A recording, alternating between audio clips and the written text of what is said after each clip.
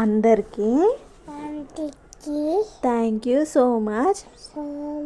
Aunty మా మమ్మీకి మా అమ్మకి 300 సిందండి సబ్స్క్రైబర్స్ సైజ్ అయ్యారు. ఆరేజాయి మా మమ్మీ రోజు మమ్మీ మరు స్టోరీ చాలా బాగా చెప్తుంది కదా. స్టోరీ చేస్తారు కదా. సబ్స్క్రైబ్ చేసుకున్న వాళ్ళందరికీ థ్యాంక్ యూ సో మచ్.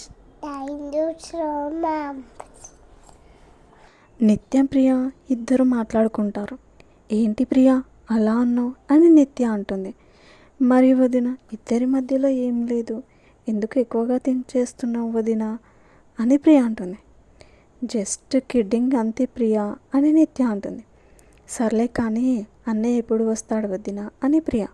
ఏమో ప్రియ ఈరోజు లేట్ అవుతుంది అని అంటుంది నిత్య. ఇద్దరు తినేసి ఎవరి రూమ్లోకి వాళ్ళు వెళ్తారు. క్రిష్ వర్క్ కంప్లీట్ చేసుకొని నైట్ 12కి వస్తాడు. మార్నింగ్ 8 సండే కూడా బిజీగానే ఉంటారు చిన్న క్రిష్. ప్రియ అంత సిలబస్ని చూసుకుంటుంది. ఆ రోజు డే అంతా నార్మల్గా కంప్లీట్ అవుతుంది. నెక్స్ట్ డే మండే అవ్వడంతో యాజ్ యూజువల్గా ప్రియ కాలేజ్కి రెడీ అవుతుంది. రెడీ అయి బ్రేక్ఫాస్ట్కి కిచెన్లోకి వెళ్తుంది ప్రియ. వదిన ఈరోజు ఏం చేసావు అని అడుగుతుంది ప్రియ. పూరి విత్ ఆలూ కర్రీ అని నిత్య. సూపర్ కాంబినేషన్ వదిన. అవును అన్నయ్య ఇంకా లేవలేదా అని అంటుంది ప్రియ. మీ అన్నయ్య ఎప్పుడో వెళ్ళిపోయాడు, నేను ఈరోజు ఆటోకి వెళ్ళమన్నాడు అని నిత్య అంటుంది. అవునా సరే అని ప్రియ. అయితే త్వరగా పెట్టేసే వదిన, తినేసి స్టార్ట్ అవుతా అని ప్రియ. సరే పద అని డైనింగ్ దగ్గరికి వెళ్తారు. అయితే ఈ సండే బయటికి వెళ్తున్నావు అన్నమాట అని నిత్య అంటుంది. వెళ్ళక తప్పేలా లేదు వదిన, ఆలోపు ఏదైనా ఐడియా వస్తే చూడాలి అని అంటుంది ప్రియ. నువ్వు ఇంకో తింగర పని చేసావనుకో నెక్స్ట్ పనిష్మెంట్ ఇంకా హారబుల్గా ఉంటుంది అని నిత్య అంటుంది. ఇంత అయ్యాక మళ్ళీ ఏమైనా చేస్తానా వదిన అని ప్రియ. గుడ్ గర్ల్ అని నిత్య అంటుంది. సరే నాకు టైం అవుతుంది వదిన అని హ్యాండ్ వాష్ చేసుకొని వదినకి బాయ్ చెప్తుంది. ఈవినింగ్ తొందరగా వచ్చాయి అని చెప్తుంది నిత్య. ఓకే వదిన అని వెళ్తుంది. కిందికి వచ్చిన ప్రియ చిన్న ఇంటి వైపు చూస్తుంది. ఈరోజు చూస్తానో చూడనో అని అనుకుంటూ వెళ్తుంది.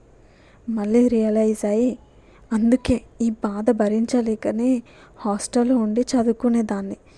దేవుడికి అలా ఇష్టం లేదనుకుంటా, మళ్ళీ ఆ బాధ పడేలా చేస్తున్నాడు అని అనుకుంటుంది. కాలేజ్కి వెళ్ళిన ప్రియ సోనుని కలుస్తుంది. ఏంటే ఈరోజు మీ ఓడు రాలేదా అని అడుగుతుంది. దానికి ప్రియ నీకెన్నిసార్లు చెప్పాలి ఆ టాపిక్ తీయకు అని అంటుంది ప్రియ. అబ్బో చాలే అని అంటుంది సోను. ఈవినింగ్ 4 అవుతుంది. కాలేజ్ నుంచి ఇంటికి వచ్చిన ప్రియ ఫ్రెష్ అయ్యి వదినకి హెల్ప్ చేస్తుంది. నైట్ అవ్వడంతో డిన్నర్ చేసి ఎవరి రూమ్లోకి వాళ్ళు వెళ్తారు. రూమ్లోకి వెళ్ళి కొద్దిసేపు చదువుకుంటుంది ప్రియ. నైట్ 11కి వస్తాడు క్రిష్తో పాటు చిన్న కూడా వస్తాడు డిన్నర్ కోసం. అప్పుడప్పుడు క్రిష్ వాళ్ళ ఇంట్లో ఇది మామూలే. చిన్నకి వంట మనిషి ఉంది, కానీ ఎప్పుడైనా ఇలా లేట్ అవుతే క్రిష్ ఇంట్లో తినేవాడు. అలానే ఈరోజు కూడా వచ్చాడు. ఇద్దరికి డిన్నర్ పెడుతుంది నిత్య. తింటూ ప్రియ పడుకుందా అని అడుగుతాడు క్రిష్. లేదండి చదువుకుంటా అని చెప్పింది, వెళ్ళి చూసి రానా అని అంటుంది నిత్య. వద్దులే అని క్రిష్ అంటాడు.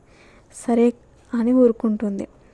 రూమ్లో బుక్స్ క్లోజ్ చేసిన ప్రియ బాటిల్లో వాటర్ లేదని వాటర్ కోసం కిచెన్ సైడ్ వెళ్తుంది. అక్కడ చిన్నాని చూసి షాక్ అవుతుంది.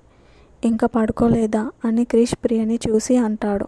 లేదన్నయ్య వాటర్ కోసం వచ్చా అని చెప్తుంది. కిచెన్లోకి వెళ్ళి వాటర్ ఫిల్ చేసుకొని రూమ్కి వెళ్దామని వెళ్తూ ఏం తెలియనట్టు ఉన్నాడేంటి అని అనుకుంటూ వెనక్కి తిరిగి చూసింది ప్రియ. అది చూసిన చిన్న తన కనుబొమ్మలని పైకంటూ చూస్తాడు. దెబ్బకి రూమ్లోకి వెళ్ళిపోయింది ప్రియ. డిన్నర్ కంప్లీట్ చేసిన చిన్న తన ఇంటికి వెళ్ళి బెడ్ పైన పడుకొని ప్రియకి మెసేజ్ చేస్తాడు. ఏంటి అలా చూస్తున్నావని. నోటిఫికేషన్ సౌండ్ రాగానే ప్రియ ఈ టైంలో ఎవరు అని చూస్తే చిన్న. వామ్మో ఇప్పుడేం రిప్లై ఇవ్వాలి అని థింక్ చేస్తుంది. నేనేం చూడలేదు, మా అన్నయ్యని చూసా అని రిప్లై ఇస్తుంది. ఓ అవునా అని చిన్న. అవును అని ప్రియ. సరే సరే, సండే మార్నింగ్ 10:30కి ఇంటి దగ్గరలో ఉన్న సర్వీస్ స్టోర్ దగ్గర ఉంటా, వచ్చేయి, మళ్ళీ మెసేజ్ అయినా కాల్ అయినా చేస్తా అని మెసేజ్ పెడతాడు. లేదు అక్కడ వద్దు, వేరే ప్లేస్ చెప్పు, ఇక్కడైతే అందరూ చూస్తారు అని ప్రియ అంటుంది. సరే నేను థింక్ చేసి చెప్తా అని చిన్న. సరే మరి గుడ్ నైట్ అని చెప్పి పడుకుంటారు.